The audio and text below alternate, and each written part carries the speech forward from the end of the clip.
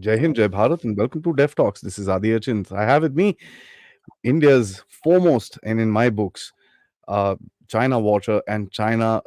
I mean, I would not call him a China analyst because that's going to be a degrade, but someone I learn a lot from, Mr. Jayadeva Ranade, who actually, if I may say, is one of the most renowned voices on what's happening between the Sino-Indian relationships and, of course, with China itself. Sir, good afternoon. Welcome to the show, sir. It's lovely always to talk to you, and I hope for a lovely conversation today as well.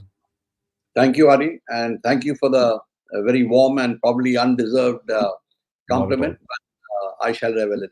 Thank you. Not at all, sir. It's an honor to talk to you. I want to ask you something just to begin with. Xi Jinping's visit itself seems like a big surprise. I wasn't very sure that he was so comfortable leaving China. How do you look at it right at the get go, sir? Well, to put it very succinctly, the first indication that the visit was on was when the Foreign Minister Wang Yi traveled to the United States a few days ago. And the first question that popped into my mind was, what did the United States offer to get Wang Yi to visit the US after 5 years? They were holding out till then. Obviously, Xi Jinping's visit was a big thing, but what was the incentive? What would they offer him? Um, the visit itself, as you know, started on the 14th when he arrived, and on the 15th they had the first meeting. But I've just got a few readouts. But Xi Jinping's speech at the on the 15th night at the dinner hosted for him by the various friendship and other associations was a bit telling. We'll have to wait to see the readouts that come after the two meetings that are scheduled between the presidents. But Xi Jinping's speech itself acknowledges, in a way, the expresses sorrow for the fentanyl crisis that the United States or the Americans are going through, without really acknowledging China's role in it. But he's addressed a concern that the Americans have been talking about, particularly the American media. The For the rest, he talks about the huge volume of annual bilateral trade, the large number of sister city friendship relationships that they have, etc., and offers, to host, I think, 50,000 young Americans in China henceforth annually on study scholarships, etc., that was suspended, and says that we should get along, we should improve relations, and he makes two, I think, very telling points. One, he says the China is not challenging the United States. It's not wanting to fight with the United States. That is the first point that he makes. In other words, addressing the um, concerns and the, shall I say, the assessments of a large number of people, and in a way, sidestepping the comments that he made at the 19th Party Congress, where he virtually threw down the gauntlet to the United States. And the second was the manner, and I think, I'd almost say self-confident manner, in which he said the Global Development Initiative, the Global Security Initiative, and the Global Civilization Initiative, all three of which he has articulated and is pushing, uh, are not at the cost of anyone, and the US is welcome to join in. I thought that was a bit, if I may say, almost a bit cheeky. Basically, what he's presenting the world is an alternate system to what exists. And he says, we will run it. This is the thing. And, if the US wants to join, they're welcome.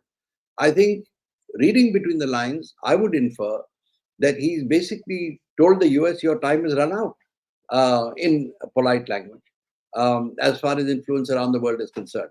So I don't know how it's going to pan out. We'll have to wait and see for more tidbits to come out. But the on the surface, I think Xi Jinping is being very cautious that it's not misrepresented at home as Xi Jinping having caved into the US. Second, he is still trying to tell the US that, I mean, the way I look at it, that look, we can be equal partners, and I stress equal partners, and still not fight with each other, uh, keeping the option open to him to overtake the US as and when he can. So I think it's so far, a well-known speech. But let's not forget, he was addressing all these friendship associations and business Yep. associations, which are very keen on doing business with China. In fact, there's a lineup of all these heads of the various multinational corporations who are wanting to meet him and who wanted seats next to him at the dinner. So let's see how it goes. But quite a cheap dinner. So 40,000 a table is, you know, Yes. Xi Jinping And has been devalued. well, as far as he's concerned, I don't think he wants to set the bar too high because he wants to attract as many as possible. That's interesting. So, but somewhere down the line, the reception that he got, otherwise he likes to see these cultural dances. He likes to stand there and clap, and he's got that, this thing. He was given a stainless steel staircase. Uh, Gavin Newsom and Janet Yellen standing there, and I'm just talking about the optics. Gavin Newsom, okay, has had a decent relationship with him. But the previous Janet Yellen visit had a lot to be desired because a lot of people say that she read them the riot act about trying to dump the US Treasury bond. So, what is the message that the US is trying to send the Chinese that, listen, what's the game here? Because it's like a good cop, bad cop routine coming out. And then you have President Biden, after the meeting, somebody asked him, was he a dictator? He said, yeah. So, how do you interpret what the US did? No, you're right. It was somewhat of a good cop, bad cop thing. Newsom, of course, got shall I say, a very warm reception in Beijing. He was Yeah. red carpet virtually, and Xi Jinping met him. I mean, meeting a governor of a state isn't. I mean, he isn't exactly a high-profile guy, but anyway, he did get a good treatment. And Janet Yellen being there, I think, underscores the fact that the economy is going to be a main concern as far as the talks are going to be addressed. And secondly, that the US is going to push a tough line. I mean, that's the message, as you rightly pointed out, that we would all get. As far as the treasury bonds are concerned, China's holdings today are at the lowest point that they have ever been. So, maybe there is an oblique reference to that. But I don't know. I think, as you said, that is a bad cop, good cop. But Janet Yellen outranks. I mean, I'm just trying to dig a bit deeper here. She outranks Governor Newsom. Hmm. Uh, she certainly, has more levers to play around with than him, and therefore, I would suspect that the stronger message that is going out is that the economy is going to be, a major point in their discussions. But we haven't yet seen. I mean, we will probably see later the contributions of Blinken and Jake Sullivan, etc., which may be a bit harder, harder line coming in. So let's see, because Biden himself has been more or less non-committal, I thought. And even a couple of days ago, when they were giving a kind of a curtain raiser briefing, the so-called senior officials in the U.S. administration, they were talking about competition. They were talking about everything else except the Chinese challenging them, and talking about playing down the threat of conflict. Um, Hmm. uh, so let's see how it goes. But I frankly don't know how to see it really, because tensions are rising in the South China Sea. Tensions are rising in the Indo-Pacific. I think there's a lot of nervousness in the among the countries in the South China Sea as to which way the US will go. We have the Australian Prime Minister going there also to probably get a first-hand feel of what's happening. I think it's open, and I think, as I've told you earlier, I don't see how the US is really going to tackle this problem, because China is a problem at the very least. I think I'm underplaying it when I say problem. It's thrown an open challenge to the US. US can talk about competing, but is that going to be enough? They're running the risk, actually, of becoming number two in case they allow the Chinese a longer. Now that's funny, sir. Why? Because when the Xi Jinping himself yesterday was talking about, oh, we don't need to fight with each other. We both need to coordinate to ensure that everything around the world is working properly and this and that. This is the same spiel that he gave during the G2 days, And I want us to, just put a baseline to my next question. Now, compare that with when last February, when we did the Voice of Global South Summit. Suddenly, the Chinese realized, oh, this is a big thing that we are moving. And they started saying we are part of the global south. They published maps, they did this, they did that. Now, what? Is he rolling back from his global south narrative? What's happening here? Because somewhere down the lines, I don't see a plan within the Chinese. I see them trying to just see, okay, this is happening. Let me just do this and see what happens. Am I able to get something out of it or not? Am I correct in my analysis that they're not uh, fully planned out as to what their narrative actually is?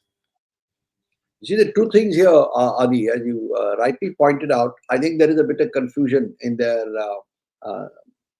if I may say, centralized approach as to how to tackle these Mhm. problems. But there are a couple of points here. One, when he spoke about, we should not fight, we should cooperate and take care of the problems in the world.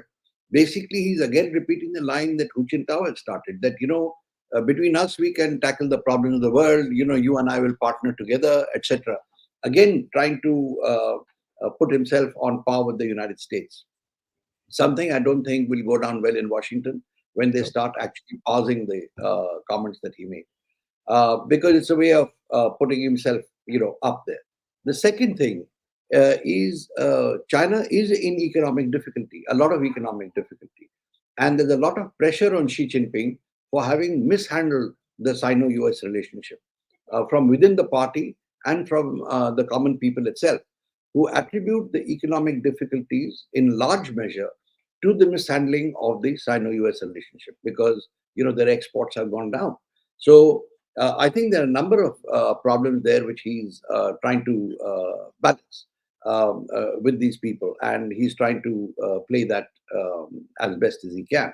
But having said all this, I think as far as China is concerned, they are in a bit of a fix. Their BRI has run into trouble.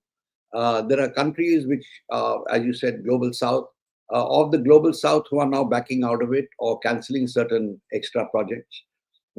Many countries have entered into negotiations with China for debt relief and for deferment. So that's something that's not good news for the BRI, which is his pet project, Xi Jinping's. The other was, they had started having this China Africa forum, huge gathering in Beijing and then in Africa, etc.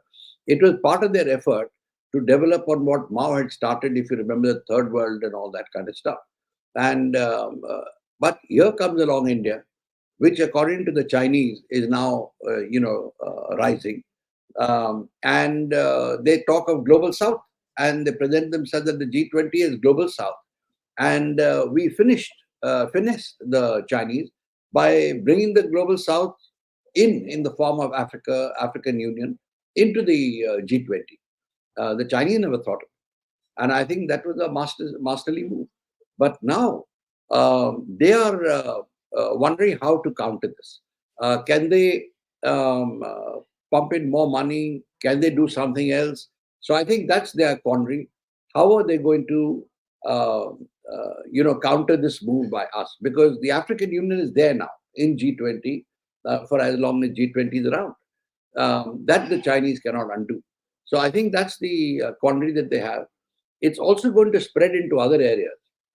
If you recall the way we've been quick off the mark in sending humanitarian relief and aid to earthquake stricken countries and all that, maybe our problem is that we're not tom-tomming it enough, we are not advertising it enough, our communications are not good, but we are sending it and the recipients are aware of it. So these are the problems that I think the Chinese now face. Here is a country that everybody said thinks ahead 100 years. It's kind of that entire shrug is coming off. But in any case, I want to talk about the Israel war and the Chinese position.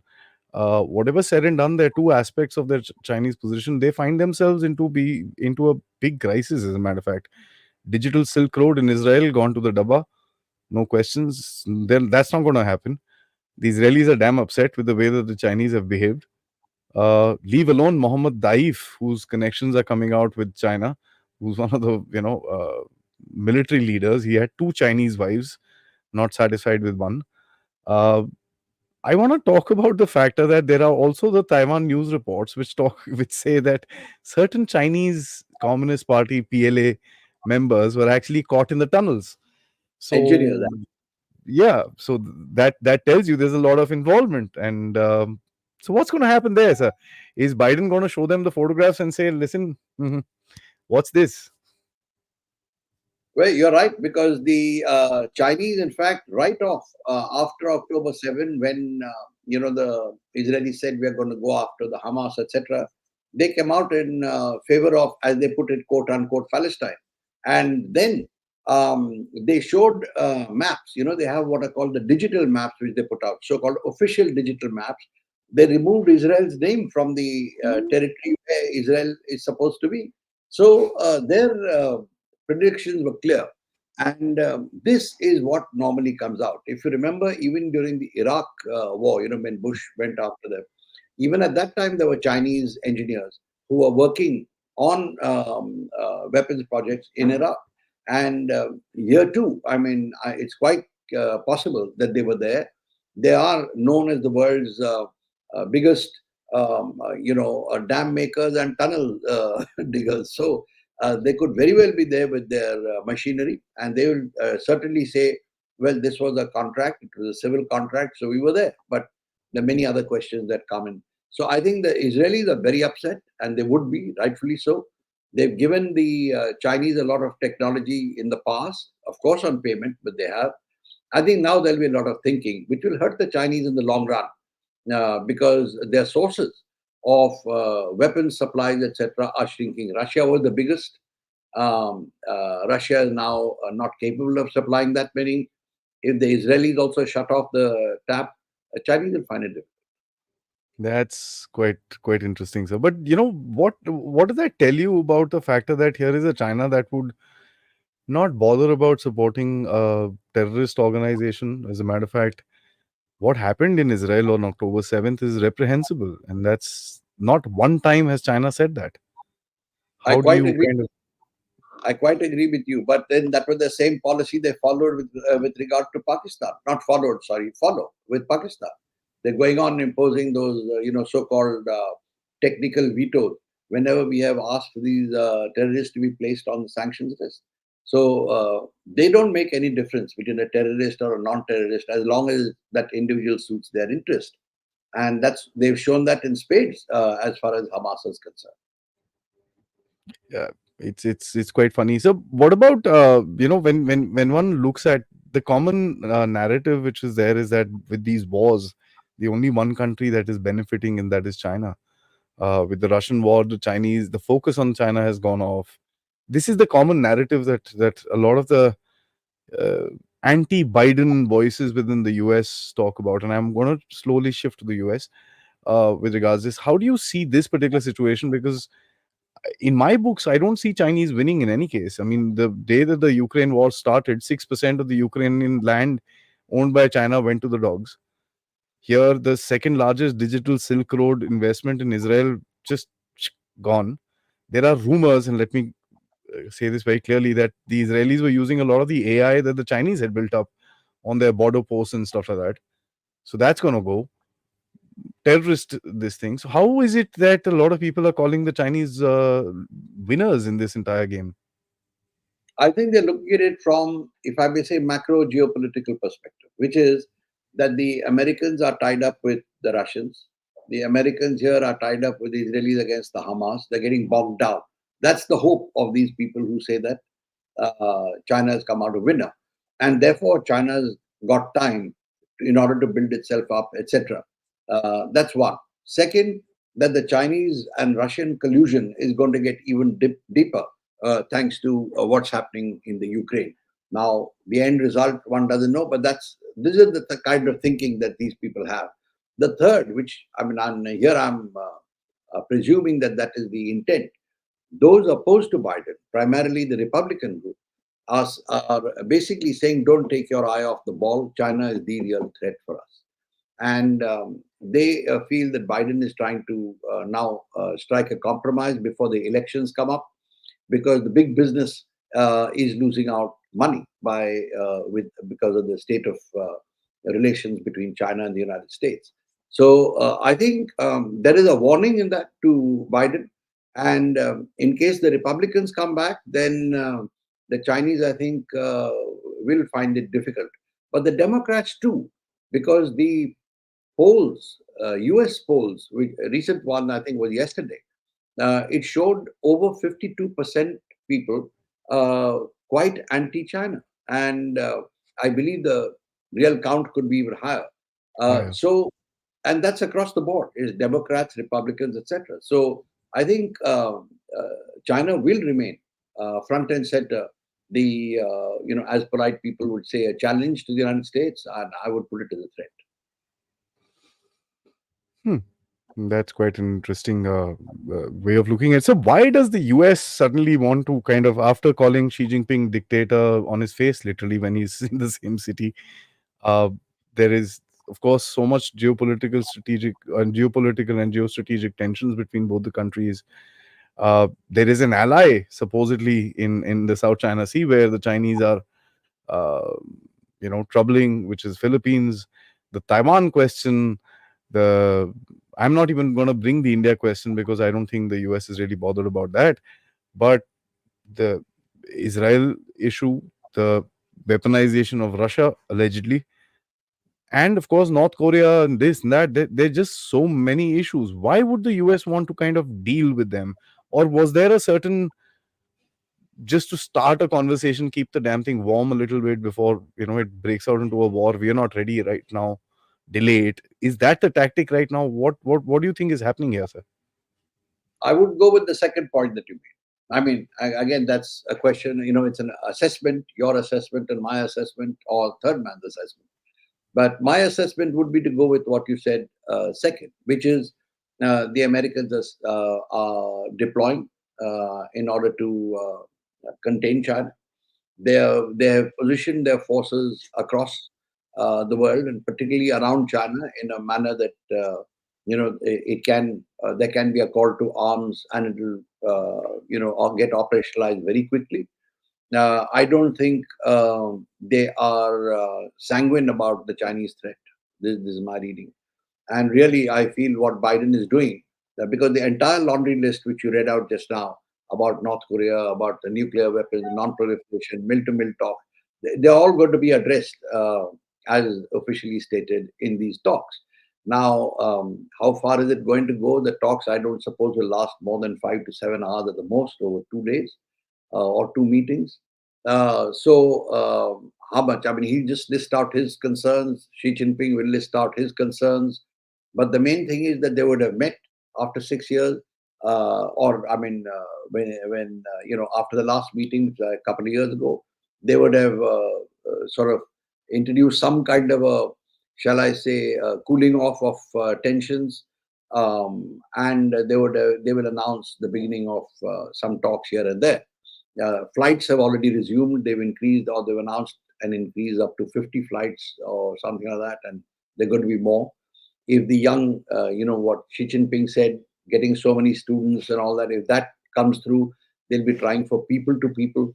But I frankly feel that the bottom line is the challenge to the United States. And if the US is intent on staying the number one power, then I think this is certainly not going to be enough. you know the interesting thing that comes out in this entire game is that it's basically a stopgap arrangement which needs to be done, and I'm sure the Chinese know about it. I mean, if not a very uh, great brain like mine can come up with it, I'm sure the Chinese know. uh, why are they doing this? Because it's really amazing. Here is a Xi Jinping who did not want to go anywhere, did not want to meet anybody, for whatever internal this thing, and that'll be my my summation of this particular thing, which I will ask you, why would he want to engage with the Americans? What does he get out of it? I think that's a very pertinent question. And Xi Jinping is doing what the Americans are doing. He's playing for time. There are two things. One, the level of dissatisfaction with Xi Jinping inside China is very high. From what I read, it's rather high internally within the party as well as externally. That's one.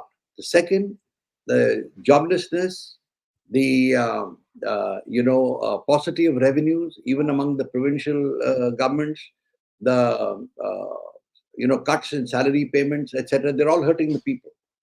And third, Xi Jinping's insistence on ideology and security is actually hurting the revival of the Chinese economy. This is on one side. The second is the apprehension among the Chinese cadres that if things get from worse with the United States, then the next step are the sanctions that might come in, and that will hurt them directly, personally. So I think that's the second break that is on Xi Jinping. And the third is Xi Jinping's desire to try and resolve, or at least begin to resolve, the reunification problem. They've been going around telling every country that the only P5 country that has not completed the reunification is China. In other words, they have got to absorb Taiwan, and if not fully, at least start the process. Now, Xi Jinping knows he's not ready. And he also knows that despite whatever they may say, the Americans are still stronger, way stronger than the Chinese. So, what we read about the Chinese naval build-up and their DF-21s, etc., being able to knock out ships, that's fine. But what we forget is that the Americans can also send missiles from further distance away, pinpointed onto Chinese ships. So, I think the Chinese are aware. And It's a two-way street, sir. yeah, so Xi Jinping is also playing for time. And here I would just add one more thing, Adi, at the risk of overrunning the time slot, is I think the window for Xi Jinping is shrinking. The window in which he has to either put a band-aid on this Sino-US relationship or start the reunification process in order to divert popular attention from what he's doing. So he's got two options before him, really. And I think this is one option that he's trying to just sort of, um, tell the Americans that, look, we are not the bad guys, really. We are, still willing to cooperate. We are looking for peace, etc. And hope that the Americans buy it. I don't think they will buy it because the Americans are also hard nosed, and I think being number one gives them a lot of bang for their buck, which slipping down to number two or number three won't do. It's quite interesting, and I'd like to come last two questions of mine would be more focused towards the internal situation of China, where we do see voices coming out of China. So today the bloggers are writing. As a matter of fact, a lot of I have few Chinese who come on my channel, which is amazing. And when you ask them, what are you doing here? Oh, we want to learn about the rest of the world. So obviously there is a certain aspirational value which is coming in within the Chinese citizens. Ki, yaar, okay, fine. We are in our this thing, beautiful cities, beautiful this thing. Ye wo. What is the rest of the world doing? I mean, how do other people? Why is India my enemy? Uh, so I'm sure these questions are there. How do you think the politic in China is changing? Looking at all these internal factors, and of course the sort of power struggle, if I may, uh, that Xi Jinping is kind of engaged in right now. Uh, a lot of people claim that the former Prime Minister Li Keqiang was let to die. I mean, anybody's guess. But Rocket Force, Li Shangfu, today the official statement about Qinggang is that he was promiscuous. Since when did Chinese started firing their leaders for being promiscuous? I don't know how to interpret this particular thing, sir. Is it he's trying to win a victory abroad to come back and say, see, I showed up, I stood US in the face, they couldn't do anything to me, and I'm back. I'm good. Everything is okay. What's happening here as far as the internal situation is in China, sir? just to round off your last comment, your last phrase rather, in your sentence, he'll say, yes, I'm good, provided he can show some gains in the sense of either exports rising or whatever. That is just a quick one. But you're absolutely correct that there is rising discontent in China. There is discontent, as I mentioned earlier, within the party and outside. It is within the party that there will be problems for Xi Jinping, more than Hmm. unless there is a popular uprising. Of course, there are some more people who are probably who might die in the next few months or years, and that might create a problem of its own in the sense of Hu Jintao, his immediate predecessor, or others. But 2 points here which are interesting in the context of what you said about this rising discontent. The first is, sure, Qin Kang, Li Shangfu, etc. Both are his people, Qin Kang and Li Shangfu. And it took a long, long time before they were removed. Then they were divested of one post. Then much later of the second post. They have not yet been expelled from the party. And, they're under investigation or whatever. So he's obviously going slow on that. And that indicates to me that there was some kind of a pushback. Maybe they had evidence of him which he couldn't do anything about, or whatever. But on the Chinkang thing, there have been two very interesting articles. One in the Central Discipline Inspection Commission, which, as you know, is the anti-corruption body which he's using to punish people. A very lengthy article by the head of that body, which was investigating the foreign minister, and that talked about defections, threats of subversion, etc., in the Ministry of Foreign Affairs, and what cadres should be watchful for. Now, when you're doing China analysis, you see such an article, it's pointing a finger at something or someone, and Hmm. you go by it more by inference, and so that's one. The second was on, I think we are now at about 10 days ago, there was a on the official post of one of the provinces in China, there was a lengthy article on reminding the cadres about how to behave in the context Yeah. of sex crimes. So it listed six things and explained each one. It is like a lengthy post telling people, well, you don't do this, and this means one, two, three, four, five. Things like that. So obviously, the message being sent out without explicitly naming anyone. Hmm. That's one part of it. The second is, as you said, the rocket force. And to me, the rocket force discipline, while it may be well linked with the corruption that has taken place, they've got a lot of money, they've expanded the force, so a lot of money is flowing around. But I think it indicates something else, that the mechanism in place between the political commissar, along with or overseeing the mainline commander, that system is not working, because if there's corruption, someone is making money and it will be visible to one of the two, and they've concealed it or they've insulated the rocket force from the others. So that's a problem which will be replicated across other forces. So I think that's something that Xi Jinping will now start looking at. And incidentally, there were 8 other officers of the PLA rocket force who've been placed under investigation. So things are happening there. The third is, I think, again, as I say, you read it and then you reverse gear and have a look at it through inverted mirror, uh, are the articles that are coming out on cadre discipline, on the fact that cadres must be disciplined, they must follow Xi Jinping's instructions, etc. The number of such articles has increased, and they're being written by senior people. Along with that, we find Xi Jinping positioning his people into key slots.